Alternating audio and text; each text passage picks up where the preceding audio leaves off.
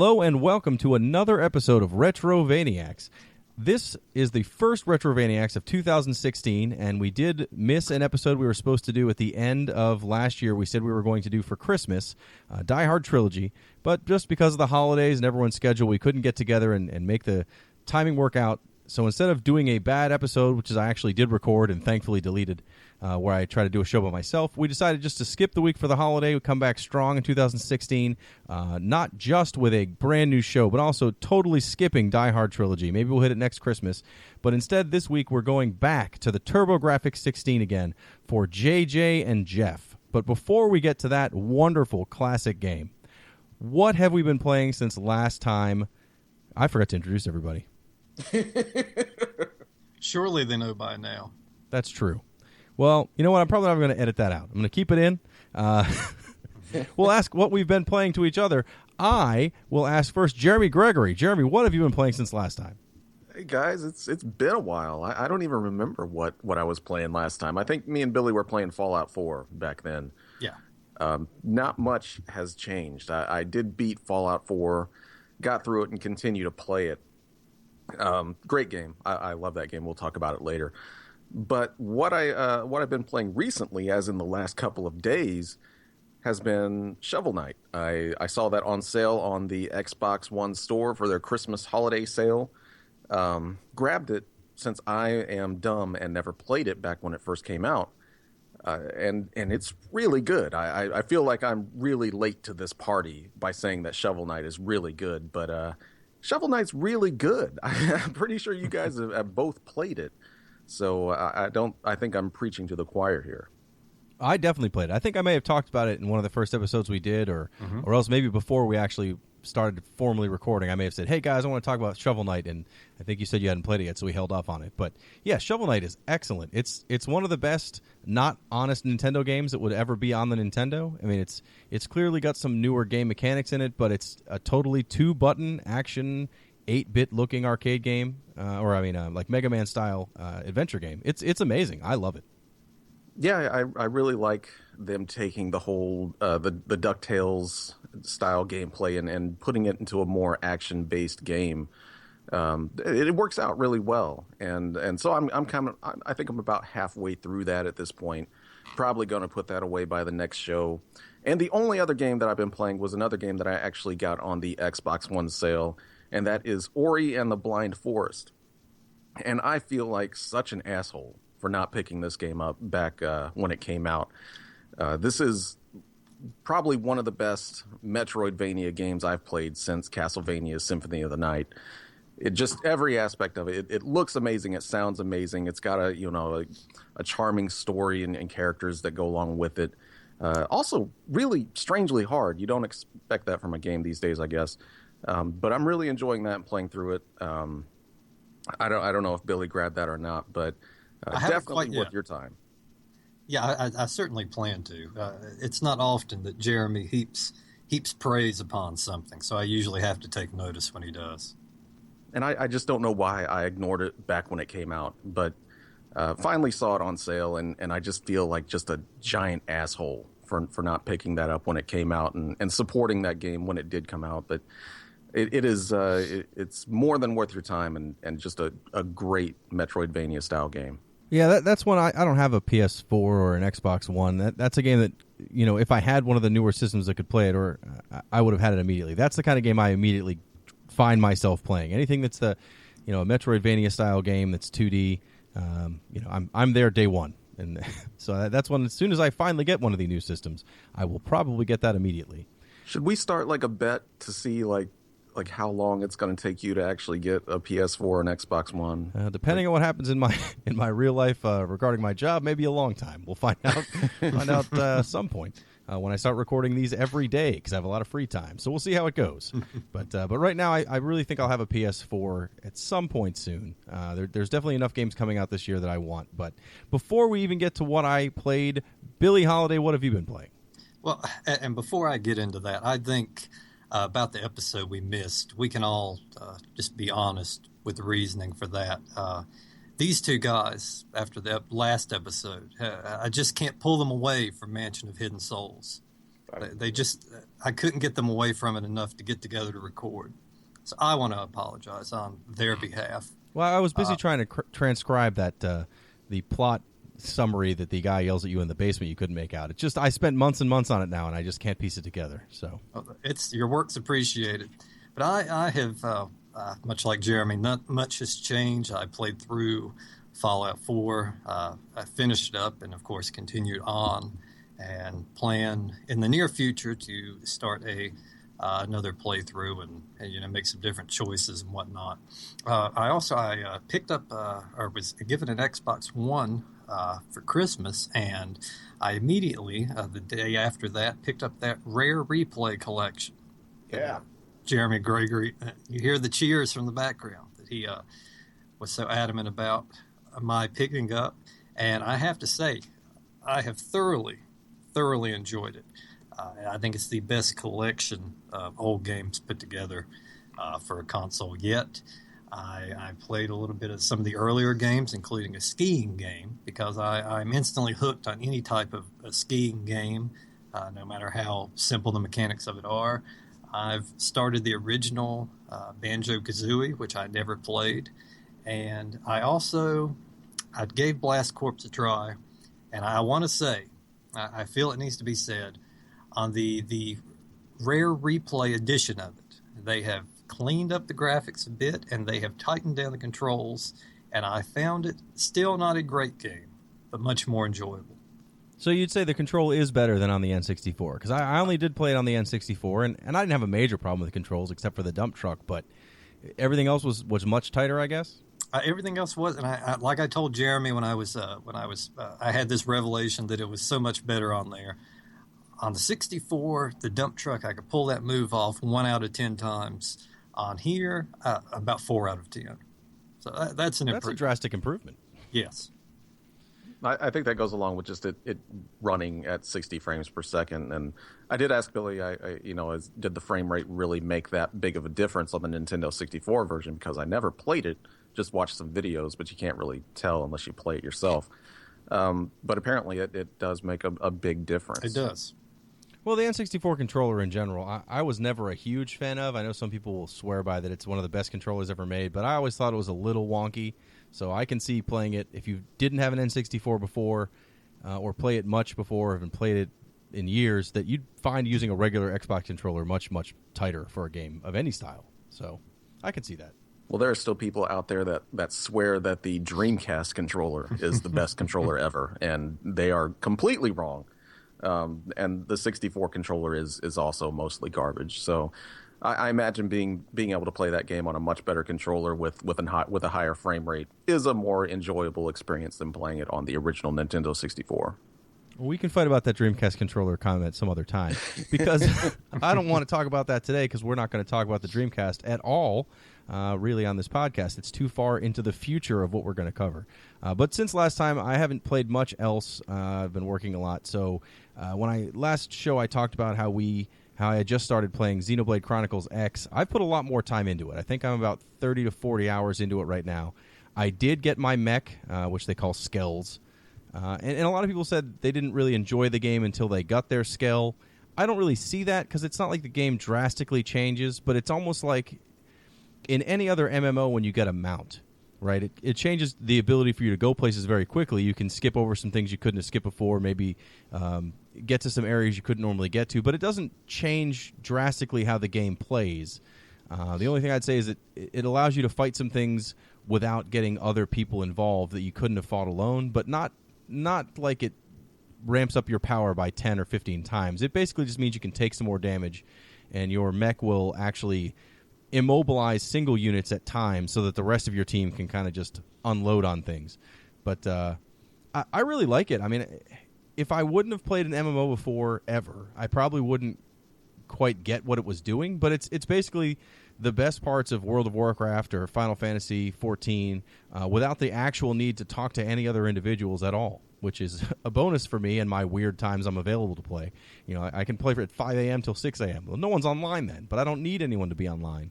As long as you've ever done anything on the game, it actually kind of has group goals that everyone works towards. So it works out nicely without having to deal with people. You can do some things live with other people, but it's not. It's more like missions. Once you go into a mission, you can find other people. Otherwise, you don't see live people in your game. The only other, I guess, game that I've played that's been set up like this was probably, I guess, Final Fantasy X, where it was set up more like an MMO than a traditional RPG. So, I mean, does this kind of do the same as Final Fantasy X, where it's you mean 12? No, wait, not Final Fantasy X. What am I talking about? What, Final Fantasy 12? 12. 12. Yeah.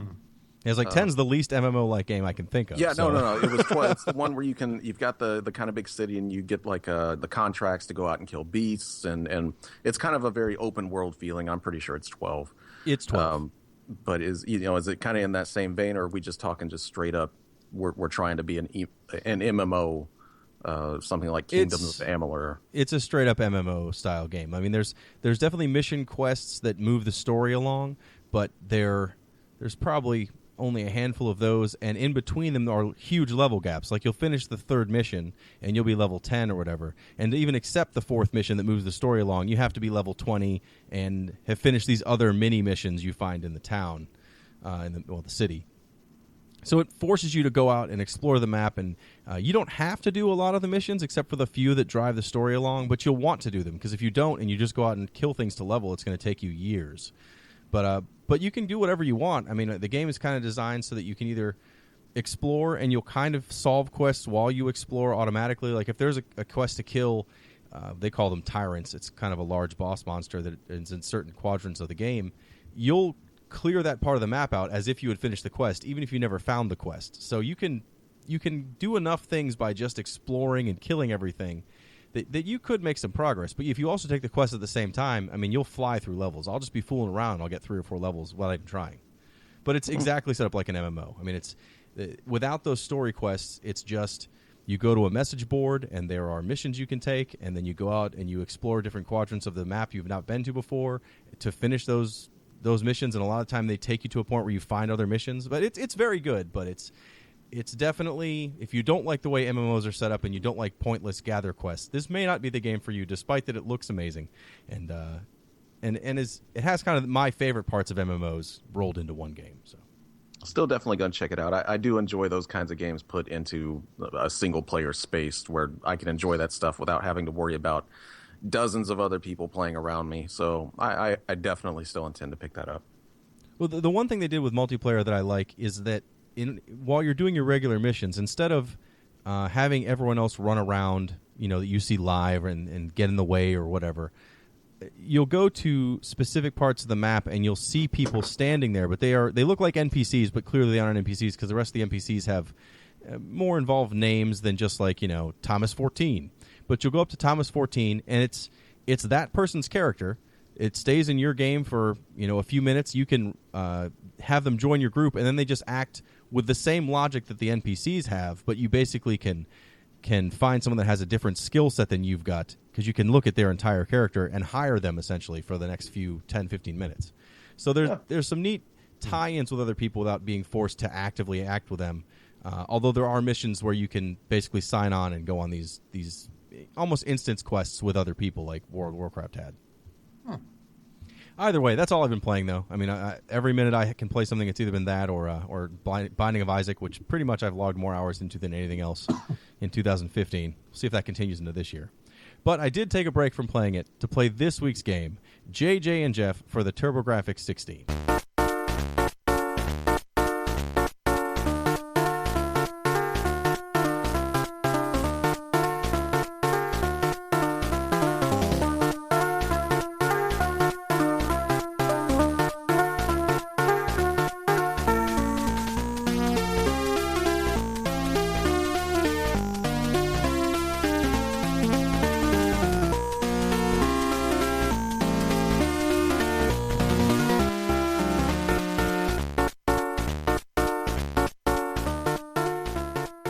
This is a game I actually owned as well. I don't know why I keep picking Turbografx games I owned. There were many, many that I didn't own that I would love to play.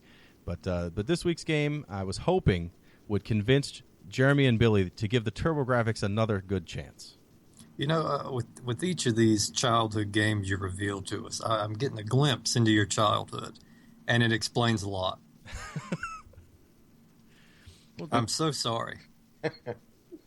Well, JJ and Jeff is another, much like Keith Courage and Alpha Zones we had talked about before. That was another game based on a property we never got to see in the United States. And JJ and Jeff is exactly the same situation. It's the original game was called Kato and Ken, and it's loosely based on a variety show that was out in the mid-1980s in Japan called something like Fun with Kato-kan and Ken-chan. And it's essentially like if you took a show like Benny Hill or Hee Haw or one of those, like, it's not really Saturday Night Live, but it was like more of a themed variety show. But then one of the very popular segments on the show was they had people from around the country send in their home videos, and Kato and Ken would talk over them and make funny comments. They ended up selling that same property to the United States, and eventually it became America's Funniest Home Videos. So it's that I can see how they'd be like, well, let's also release this game that was tied into that show, but without any of the background I just gave you. It showed up here with two totally different characters than the original game. They don't look the same. They actually have completely different animations for some of their moves, and they removed a good portion of the flavor of the game, while still leaving the essential game exactly the same. JJ and Jeff, at its core, is a side-scrolling Mario-style jumping game, but you also have the ability to kick about 3 inches in front of you, and you have a spray can attack. But you can hurt enemies by spray can, by kicking them, or by jumping on them. And the levels are set up in groups of 4. At the end of 4 levels, you fight a boss character, and then you go to the next set of 4 levels. It's very basic. It reminds me a lot of Hudson's Adventure Island or the original Wonder Boy, but with these two oddball characters that are supposed to be some kind of goofball detectives. You know, now I'm going to have in my head the whole time, why didn't we get a Hee Haw video game? Now, that could have been exciting. Well, it's a little dated. I mean, if there was Hee Haw in the late 80s, perhaps it would have occurred. But yeah, that's close. But the same reason we don't have a Hogan's Heroes video game. This game, I don't know where to begin. Maybe with the good, and this will be the briefest part. For some reason, there are little rooms you can. First, I want to start with a pro tip in case you're rushing off to play this game, then coming back so you can avoid spoilers. Kick everything, absolutely everything, every item. Just kick the background, even if there's nothing there, because there's all kinds of things that apparently get triggered that way, and more than one time, there are doors kind of scattered throughout each level had at least 1 or 2. You enter them, and for some reason, you might have like a bath towel on, or you might have a hood on, or all kinds of different things. And there's always some humorous saying of some sort, and then it refills your health, which is probably the only reason to go there. I found myself actually laughing a time or two. I think the one that got me was he might be the boss, but he has a fat head. And for some reason, it was the height of comedy at the time that I saw it. So this game did garner, amongst the tears, there was one laugh. I got to give it that much. Yeah, this was one. It's kind of weird because not too many games back then, if any, really delved into trying to be comedy. There was just about every game back then was, just very serious or kind of cartoony or whatever, but none of them really used comedy as a selling point to the game. I don't even think I remember anything up until around like Earthworm Jim that really kind of, tried to be a funny game. And this one is, at the very least, trying to be funny. And it's got some kind of funny moments to it. It's not, the funniest game ever. But no. If my 8-year-old self had played this back then, I would have probably laughed a good deal at it. So I do give it props for doing something that was incredibly different back then. Yeah, and I think there are much funnier games out there, but this one may have the most frequent urination of any game. It might still have that locked down. It's got a lot of urination. It's got a lot of poop. A lot of like you mentioned before, Billy. You kick everything in the level, and a lot of the time coins jump out, or you'll find hidden fruits because as you run through the level, your health will slowly degrade over time. Plus, if you get it by monsters, and fruit will help refill your health if you can't find one of those doors where someone sings you a song and heals your life. But oftentimes you'll kick something and like a cartoonish poop will fall out of it, doing damage to you. Mm-hmm.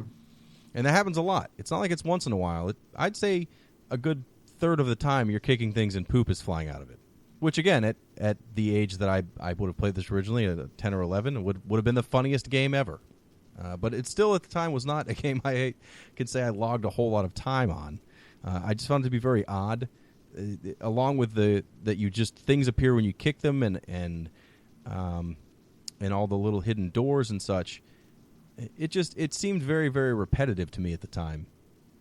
Every level you go through 4 sections, then you fight the boss. And that happened enough times where I was just like, yeah, I'm not going to play this anymore. And I had not finished it before the purpose of this podcast.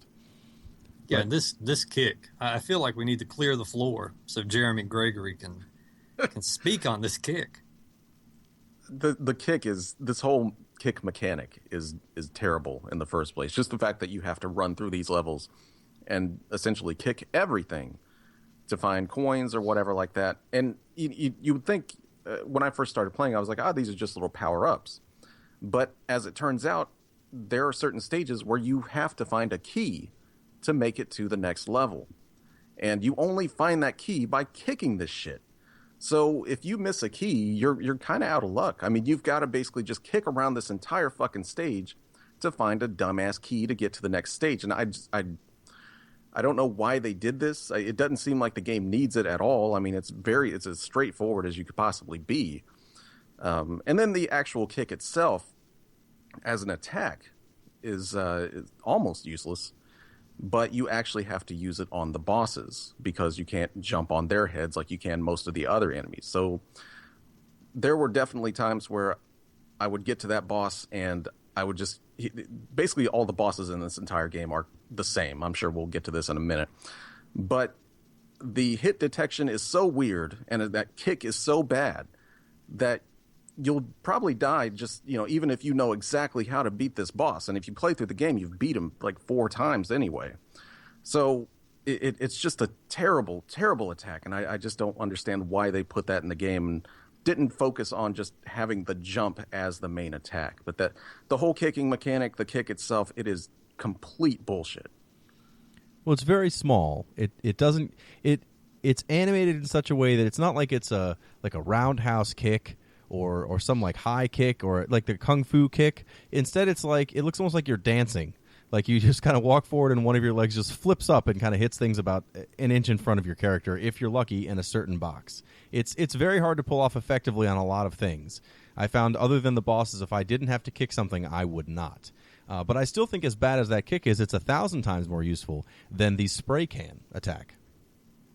The spray can, you duck down, it automatically occurs. I did not know. I kept doing it. Like I would duck down and it would do that, but nothing was ever around me that it would hit because I don't know. Yeah, I mean, you've got to line that hit up. And there's a time where I don't know if it's a Loch Ness monster, if it's a dinosaur, it's a very long-necked dinosaur, pops up, and I crouched down, and then it hit it. I went through the game for such a long time, not knowing this was even an attack. Well, it is not like it's a spray can where it constantly shoots out in front of you. It shoots like a little puff that goes forward and has to hit something directly that it can hurt.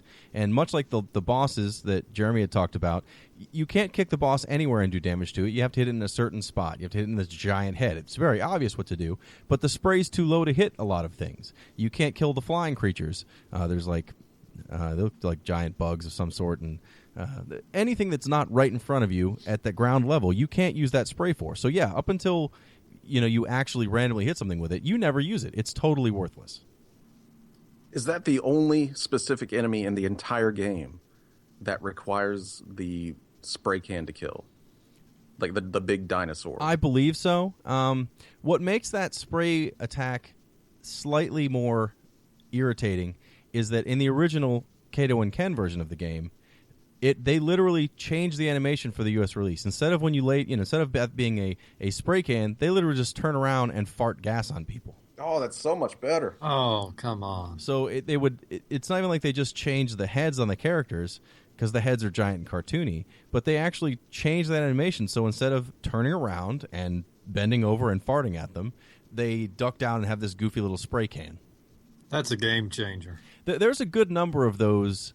I don't want to say they're edits, but I don't know if, I guess the purpose was to not be offensive, but the game itself was offensive. So they changed that. You got a guy pissing left and right. Well, they removed the actual urine. The original game had a stream of urine that would come out. When you see... So as you're going through the game as either JJ or Jeff, because you get to pick your character, and as far as I can tell, and I'm willing to argue this all day long, there's no difference between the two, except one of them has glasses. I think you're wrong. I mean, I tried after getting... I played this game on and off since I was 11 or 12, and I've never noticed a difference between the two of them, except that one of them has glasses and one of them does not. Jeremy swears that one of them, and I don't know which one is which, has a higher jump. Am I right in that? I think the guy without the glasses has a higher jump, and he skids around less when he's actually moving. I am backing this up. I also observed this. Well, perhaps I only used the guy with glasses because he had glasses, and therefore it's much cooler because they're sunglasses. Why wouldn't you use a guy with sunglasses? But I tried it after I played it. After you told me that, I went back and tested it out. I didn't notice a massive difference, but maybe if I had them, side by side, maybe I'd notice a difference. I think both of them kind of control a little floaty, so it wasn't like one was way tighter than the other. So... Yeah, I mean, it's not a huge difference because just controlling these guys anyway is really, really kind of weird. Usually in a platform game, you fuck up the jumping. It feels weird when you jump. These guys, it doesn't feel bad jumping around with these guys. It's when they're on land, like just walking, is when it gets really weird. They slide like they're on fucking ice the entire game. And it's not like a cool Mario inertia effect or anything. It's like... if you just move to the right like 1 foot and let off the controller, he'll slide about 2 feet forward, and that just happens all the time. So you'll just be skating around these levels, running into shit left and right without even trying. It's kind of ridiculous.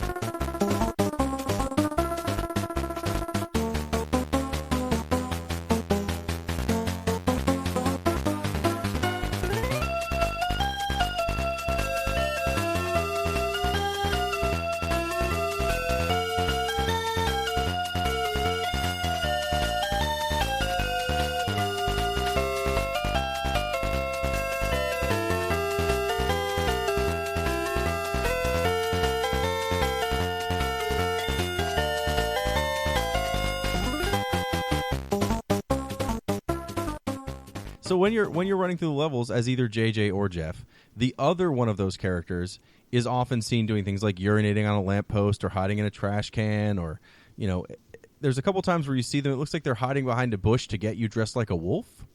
That's one of the major shifts as well from the Kato and Ken version. In Kato and Ken, that same character will be in the same spot, but his head will be dark red and making an angry face because they're clearly crapping in public. So when you hit them, they jump out and they pull their pants up and they run off the screen. We missed that.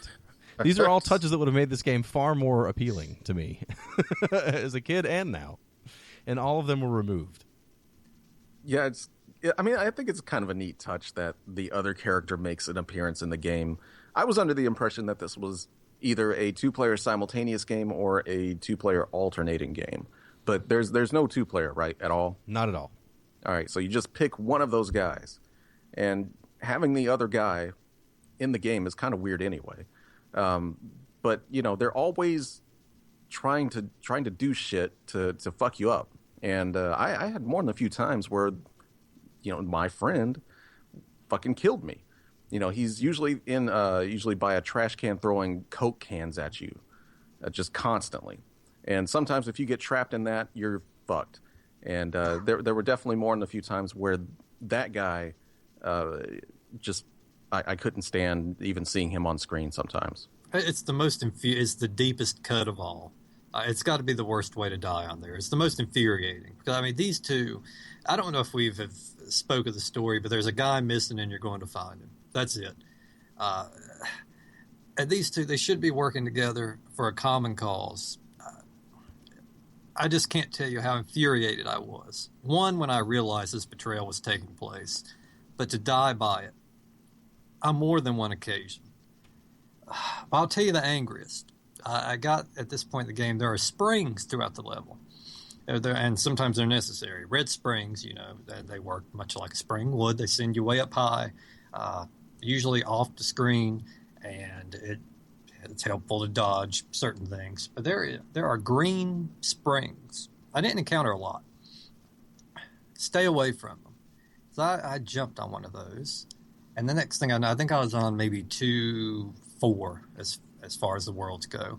And I look up, I hit the spring, and I'm on 2-3. And I saw a hint before that. You know, the green springs will help you to erase past mistakes. I couldn't decipher that at the time. But for some reason, there is a mechanic in this game that sends you back a level. I don't know. Is there any positive to this at all? I think it's because if you don't find the key, you have to go back to the previous level. Oh, well, I had the damn key. They should disable the thing if you have the key. That's the only reason I could see that's for. I mean, maybe Jeremy knows more, but I don't know if there's some that sends you forward or what, but that was the only reason I could think of that there is a green spring that sent you back a level, because you can't actually run backwards in the game. You can only go forwards. How assy, though. I was well into that next level. And then all of a sudden I'm doing the previous level again. And then when you finish that previous level, you're back at the beginning of the next level that you were on. I just think if you have the key, they should have just got rid of it altogether, or maybe just let you backtrack until you find that key. I think it was a horrible, horrible thing to do. Well, if nothing else, it was to lengthen a fairly short game. I mean, this game is what, a half an hour long if you know what you're doing start to finish? Maybe an hour on a bad day? It's another short game. I mean, Keith Courage was fairly short. A lot of those Turbografx games was pretty short. I guess because, you know, there weren't a lot of continues. The system doesn't have a built-in save unless you buy the CD attachment. Everything else, you have to do passwords, and no one liked passwords even then. But this is definitely... It's definitely a weird game. I don't even know, like... Playing through this again, I'm not quite sure... I'm not the kind of person that likes to start a level in, like, Mario or something else and not get everything. You know, I don't want to just do a speed run unless it says it's a speed run. I feel like I'm missing something. So in this game, I think the way to really enjoy it is to not kick everything and take all day long. You'll have to kick those things you need. You should learn them eventually over time, I guess. But if you sit there and try to kick every single thing you can kick to get to the next level, you're going to spend days on this game. Well, my strategy for this game was much like Keith Courage, and I don't know if this is a Turbografx thing or what, but it was just avoid everything and move forward as quickly as possible. And then when I got on that next to the last stage for the world, like 1-3 or 2-3, look for the fucking key, because that's usually when it shows up. So otherwise, I was just going nonstop. Well, that's, you know, once I realized playing it through this time that this is essentially the same game as Wonder Boy or Adventure Island. I mean, that's what I always did with those games. There was no reason to take your time and do everything in those games. It was just get to the end as fast as possible because your life is running out. You don't want to waste time. And for some reason, that never clicked with me before. Like, I spent every time I played this game before, I would just sit there and make sure I kicked every single thing that gave you a coin or gave you some fruit or whatever. And it was just for points, or for coins, it was to use in their terrible slot machine game. Oh. This is the first game ever with a slot machine that I did not enjoy. And that's hard to do. There are games that I'll play. Well, you can win health in them, and you can win extra life, and you can win more coins, but that's it. It's not enjoyable. There doesn't seem to be a way to, like, game the system with it. It's just an unenjoyable, very slow slot machine game that shows up at some of those random rooms. Instead of being a guy who reads you a poem and gives you health, it's a slot machine. Now, it's helpful in parts where you get to those parts of the level and you're low on life, because at least it's a way to refill your life. but otherwise, it's a chore. No slot machine should feel like a chore. This game was a chore.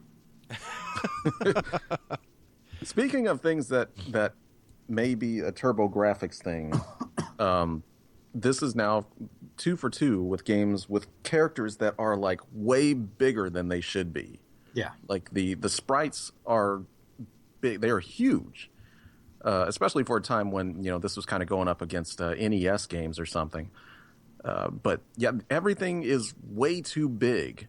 And I think that really kept me from being as precise as I wanted to be, because it seemed like anything that was coming at me forward from on screen, from in front of me, only had a few feet in front of me before it was actually hitting me. So unless I memorized that shit, it was going to hit me the first time.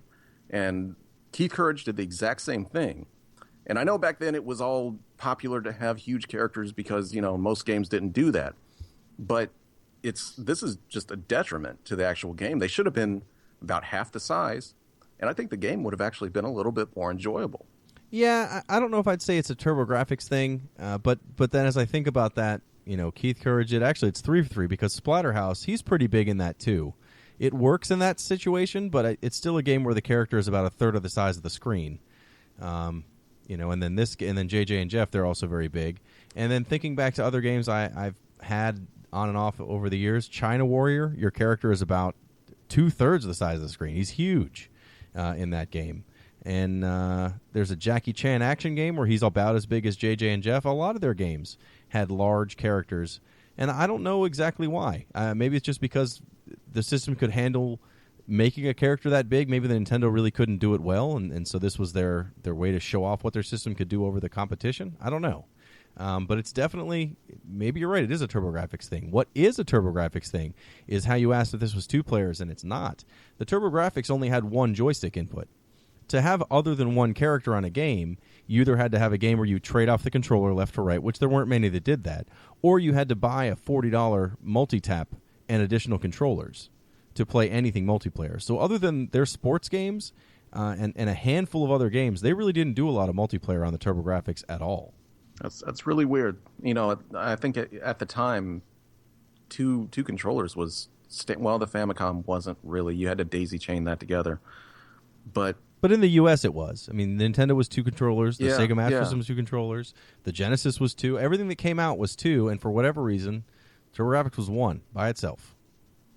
That's so weird. And the fact that the adapter was $40. I mean, that wasn't chump change back then. That's you go to the Toys R Us and you're like, hey, do I want to buy a game or a fucking adapter to let my friend play with me? And probably going to choose a game anytime. Yeah, it may have even been $30 and not $40, but still $30 back then. You're right, that's still a game. I mean, you still would much rather buy a game than buying, because then you also had to buy another controller, so you're still going to drop another $20 to $30 on another controller too, because it only came with 1 controller because it is a 1 controller port. So the lack of 2 players is not surprising on this one, but to get back to the game itself instead of just general Turbografx items. So you go through the 4 levels, you find the key you need to get to the last boss of the level, and the boss of the level is larger than you are, so he's easily half the size of the screen. And I'm not quite sure who they're supposed to be. They're just supposed to be some sort of like punk gang members. They're not very descriptive. The story is non-existent. So every 4 levels ends with essentially a different colored version, different slightly altered version of the exact same boss. 6 times in a row. The exact same boss over and over again. Do they even get harder? I think. I don't know if they get harder. They get slightly more bearded each time, though. Well, I mean that is tougher. I was excited to see NWO Macho Man make a rare cameo appearance in a Turbografx 16 game in there. Well, and that's one of the things. Like when I said it was repetitive before, it wasn't like I didn't feel at the time that there was anything new to see. After the first, time you get through 1-4 and then 2-4, you're like, yep, I've seen everything this game has to offer. There's more game coming. I don't necessarily need to see it. It is very repetitive. I mean, the only thing that changes is just the layouts of the stages. The enemies, I think there's only like 6 or 7 in the entire game. And the bosses themselves, like Billy said, they only change in appearance. They don't do anything different. Every single one of them they'll stand there, they'll throw a couple of boulders at you, you dodge them, you run up and you try to kick him in the head if you can manage to do that. Do that 4 times, you beat him, every single one of them. So once you beat the first level boss, you've beat every boss in the game. You just have to do it 6 times again. It's so disappointing because I mean the first level boss, and I guess that means all of them by default, are very, I think, well done characters, especially for the time. I would have been very impressed with that as a kid. And I saw, this big boss when I get on there. And I was actually excited, if for the first time in the game, to see what the other bosses were going to look like. Because typically in the game, the bosses just kind of get tougher and they kind of get bigger as you go along. And, I mean, you're already starting off with this guy that's taking up, a good bit of the screen. But when I came to the second boss, it was all right. And then when I hit the third one, I kind of knew what was up. And probably the last thing I was holding out for, excitement-wise, completely died out. Well, especially when you find out the last boss is the same exact guy. It's not the same guy, but it's the same essential fight. There's no difference in any of it. They don't add a lot to it. I mean, I realize that in the world of video games, every Mario level ends with not fighting Bowser and jumping on the end of a bridge and he falls into lava. But for some reason, maybe it's because they added enough things around him and because you weren't fighting him by kicking him in the face over and over again. That didn't bother me. This time it really just... it was the first time I saw it, I was like, oh, okay. I'm glad I'm finishing this for the game. I'm never, ever touching this again. How did you actually finish this back in the day? Because I didn't. Really? I thought you actually beat this. No. I beat it for this podcast. But before when I had played, I mean, I had gotten pretty far in it, and I had looked up since then, on the internet what the rest of the game is like, and that's when I was like, oh, well, guess I'm glad I didn't waste time on this thing. But when you guys mentioned it, I was like, yeah, we could do JJ and Jeff. Perhaps I need to give it another shot, despite that I know exactly what I'm getting into. And I was wrong. Even I'm going to say JJ and Jeff not recommended. It's not a very good game. It does explain, a lot of the games on the first run of the Turbografx games were very similar to this, where you can tell it's that it's got the mechanics of a game, but somewhere along the line, someone just stopped trying. So, like, they built the first level, and they were like, just copy it a couple times, we're good. And a lot of their games feel very much like that in the first run. It isn't until you get to the CD edition and some of the later games that you really get some amazing games outside of shooters. They had good shooters from the get-go, but everything else feels a lot like this, just taped together pieces of what could be an interesting game that's not fully fleshed out. I can't wait to get to those games. if we have to do another real banger like JJ and Jeff here for the Turbografx 16, I'm almost tossing this system off. This is really something right here. And I said the first time we were doing a Turbografx game that this was a system that I never owned, and I spent my entire childhood wanting. Yes. And on into my adulthood, so angry, so bitter that I never had a Turbografx. I missed out on all the fun. And Jeremy P., I want to thank you yet again for letting me know my years spent without the Turbografx were a blessing. So far, I'm hoping. I'm willing to play a Turbografx. Splatterhouse was decent, but even it was done better on the Genesis. I'm ready and willing to play a good Turbografx 16 game. I don't know. Maybe there's one out there.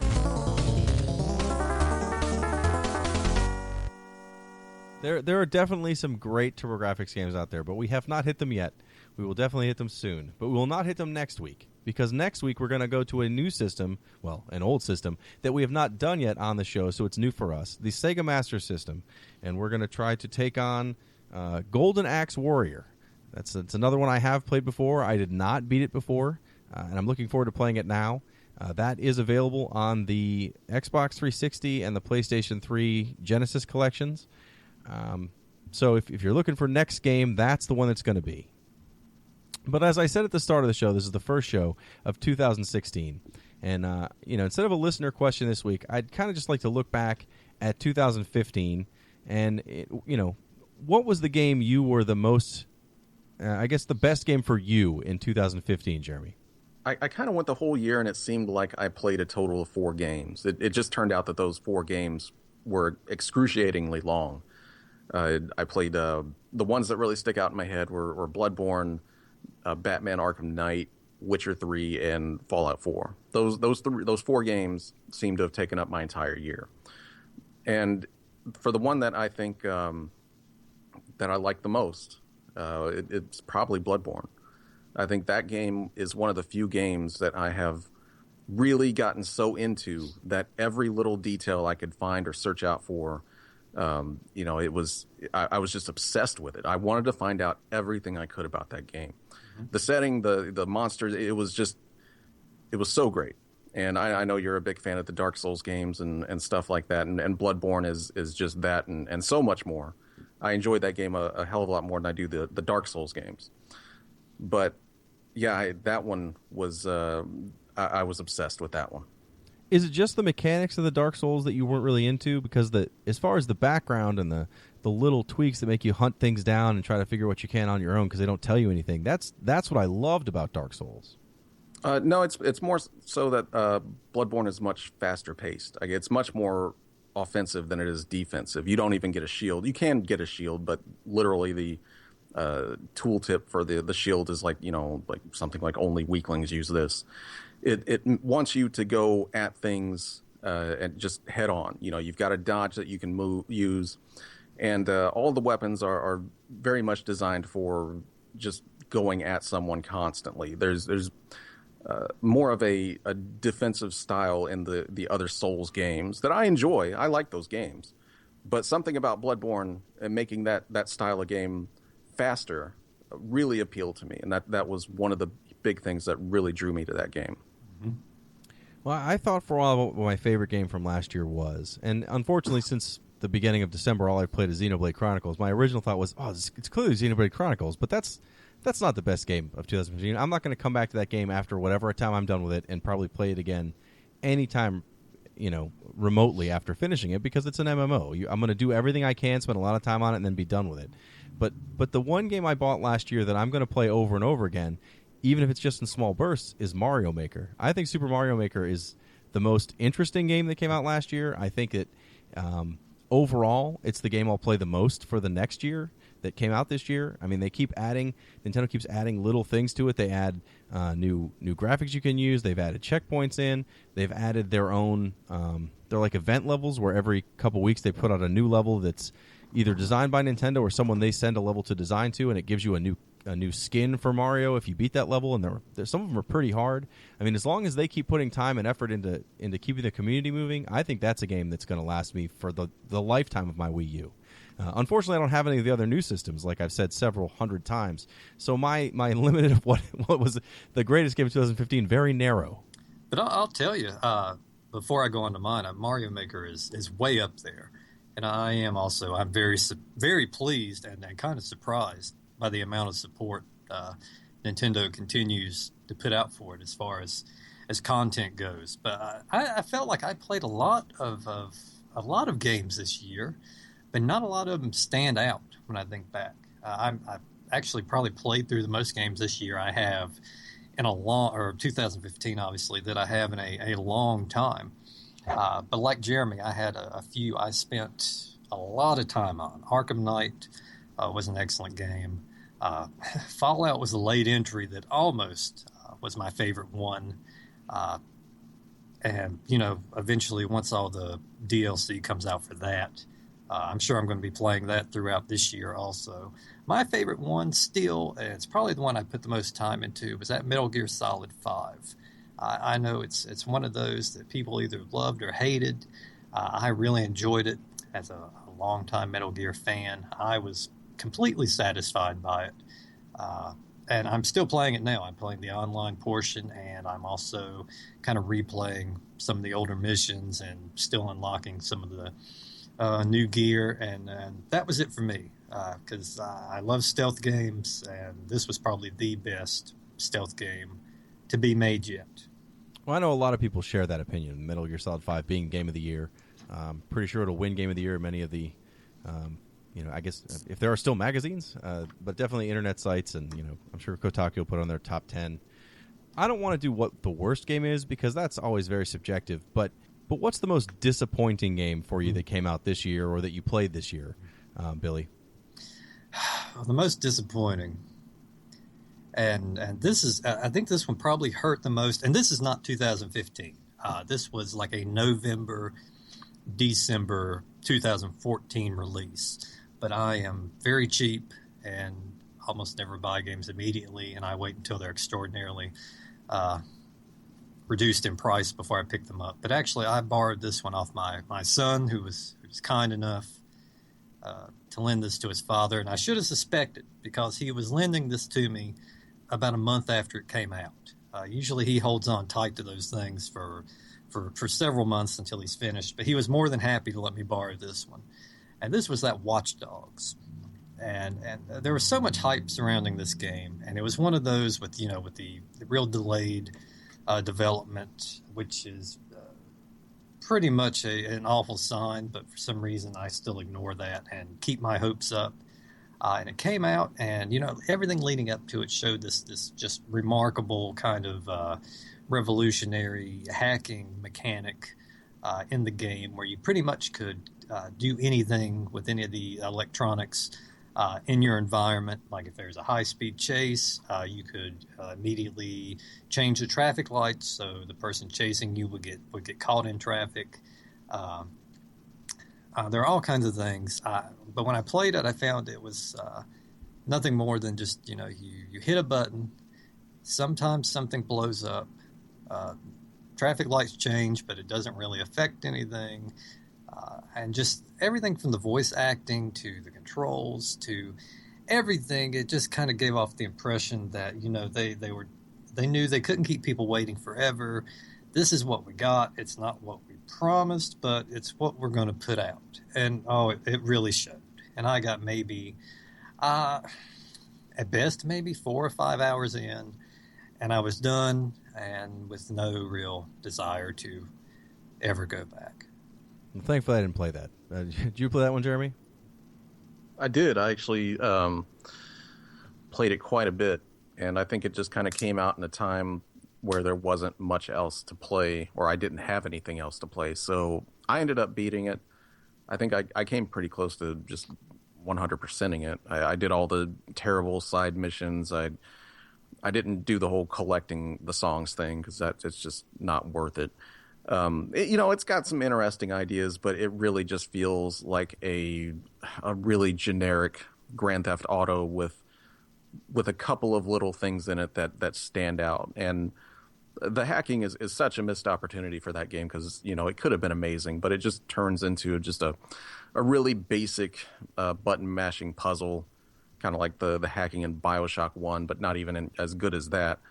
So, I can't say I really enjoyed it, but I did play it a good deal. And when Billy actually said that Watch Dogs was his most disappointing game, I had to think for a minute just to remember what Watch Dogs was, because I was actually thinking that it was Sleeping Dogs, which is a terrific game. Mm-hmm. I was like, what are you talking about? That's like way better than Watch Dogs. But no, Watch Dogs does deserve that honor. It is incredibly disappointing and could have been so much better.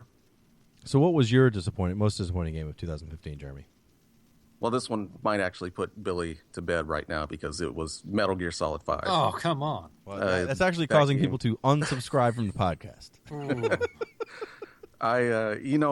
I'm not saying it's a bad game. I think it's probably, like I've said it before, I think it's the best playing Metal Gear that's ever been out. And but I came to that game wanting the story. I really want the story to that game, and to see what happens to Big Boss and the origins of Outer Heaven and stuff like that. And I didn't get it. It was just a really strange story all the way through, especially the twist at the end.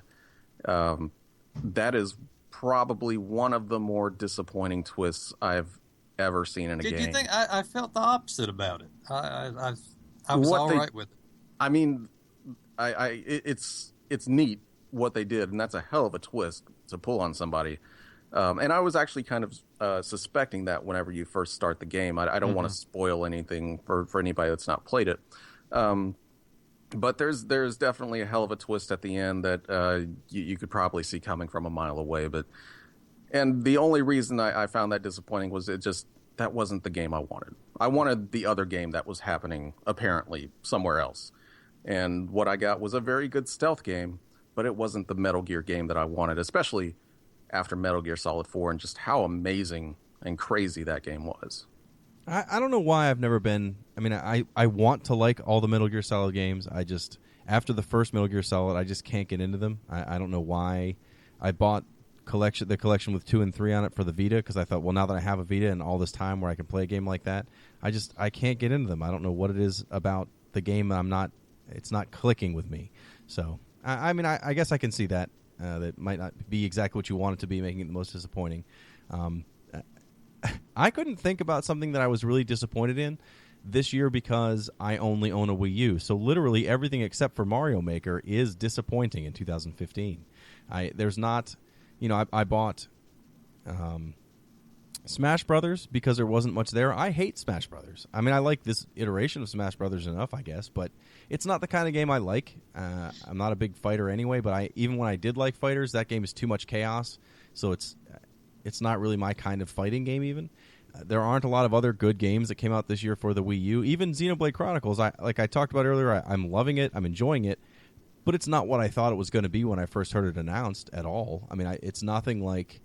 I mean, it gameplay-wise, it plays a lot like the original Xenoblade Chronicles, but since it's all not tied together with a story that seems to really be interesting, I feel like I'm just playing an MMO just with no friends, which is how I normally played MMOs. But it's just not what I thought it would be. I don't know if it's... hopefully in 2016, I will have a newer system and I can try some of the other games that everyone else on Earth is playing that would help me, find other things to be disappointed in. But otherwise, my disappointment is just that I didn't have many things to even try to play if I wanted to. Yeah, especially with the Wii U, you really you live and die off of Nintendo's games that they put out for that. So you really don't get any of the third-party games that comes out. So, I mean, yeah, that really does suck. So I guess we should just announce that we're starting a GoFundMe page so Jeremy P can get a next gen system, so he can stop talking about Wii U games and Vita games and play these other games. Well, and I don't even talk about current Vita games. I talk about playing old games on my Vita. That's pretty much what I've used it for exclusively. Like Final Fantasy IX, I finally got to play it this year. Loved every second of it, but it's not new, not worth talking about. Well, it is worth talking about, but not in relation to the Vita. Watch Dogs is available for the Wii U now. Well, see, now I've got something to get started with. That's a hot new title. But yeah, along with the GoFundMe, maybe on our Facebook or Twitter, we're going to post Jeremy P's wife's phone number. If you want to call and state the reasons why she should allow her husband to purchase a new system. Well, I mean, I'm allowed to purchase it, that. But I'm also allowed to not fight about it for 6 months. So I'm not going to buy one right now. But I will have one in 2016. I'm looking very forward to next year Dark Souls 3. I know I didn't get Bloodborne, and I'm not going to buy Dark Souls 3 on the 360 if it's even going to be coming out for those systems. I've got to have a new system for Dark Souls 3. Dark Souls 1 and 2 are two of my favorite games in the last console generation. So I'm looking forward to Dark Souls 3 with an uncontrollable amount. I think I'm going to be let down by it because I'm looking forward to it that much. But that said, I'm still going to play it. I've got to play through it as fast as possible when it comes out so that everyone doesn't get worlds better than me and destroy me in multiplayer like it will happen anyway. But also I'm very excited about if it even comes out next year. I don't know if it has a date, but the whatever the next game from the Shadow of the Colossus and Ico people was. I forgot the name. Last Guardian. I think that's coming out next year. That's for PS4. So I will have a PS4, and that's the reason why. I'm looking forward to those games. But since you guys don't have to worry about buying a new system because you have them, what are you looking forward to, Billy?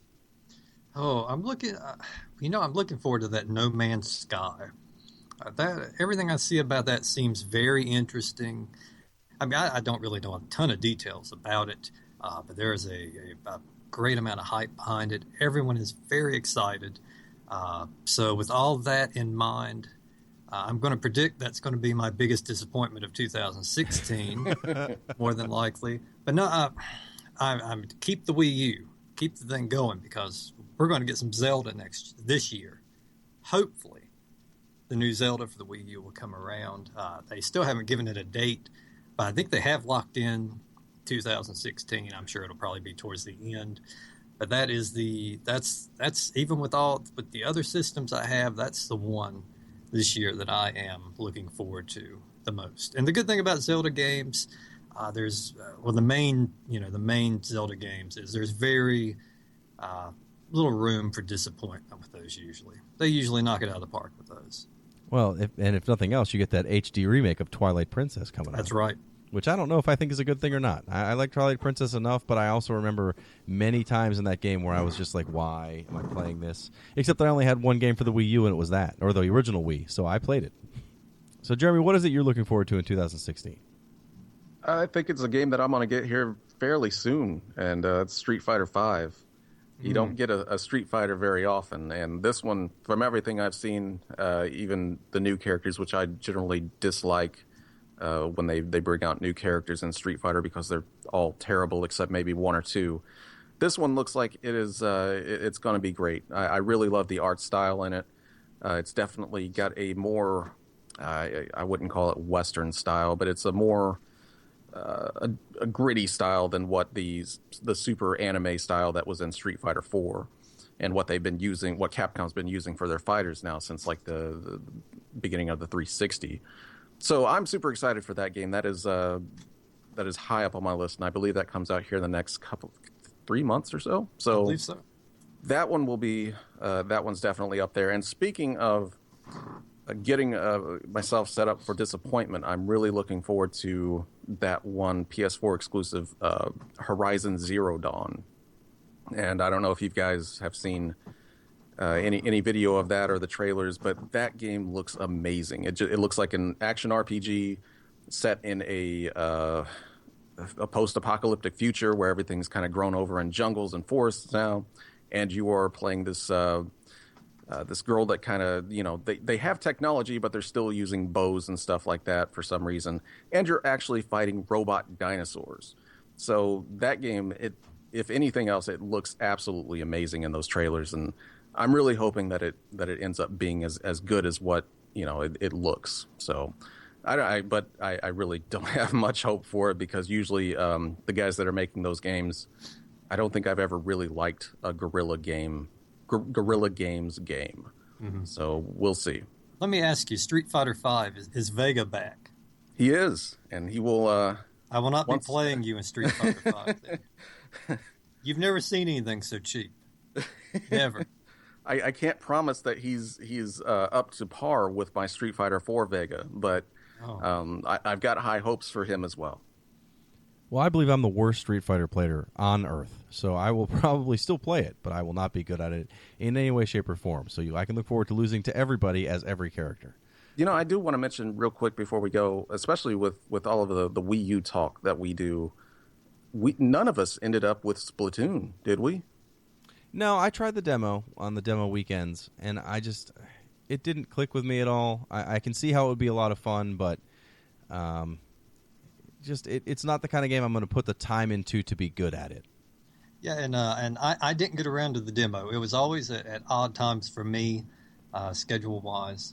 But the reason I didn't is I had a lot of friends who were interested, but nobody else ever picked it up. And I just assumed, like most Nintendo games, the more people you actually know you're playing with, the more fun it is. And, with absolutely zero people that I know playing it, I just kind of let it pass. And at least during the demo period, there was no way to do a friends group. It was always just join our servers. You get randomly join up with people, and while that's fine, it is the kind of game that I would definitely like to play with people I know a lot more. So, but yeah, that's not one we got. But we'll have a lot more to talk about in the Wii U, I'm sure, in the coming year because they have at least one more game coming out. But but until that happens, we do have next show's game, which, as I said before, will be Golden Axe Warrior for the Sega Master System. This one is as close to The Legend of Zelda as you can get without being The Legend of Zelda. I'm very excited to play it again. I have nothing but praise for it from before. So we'll see if that held up as well as I thought it did. Until then, please check out Retrovania.net, where we're updating again, I believe, now that the new year's started. We'll have constant content there, and we'll see you in a couple weeks.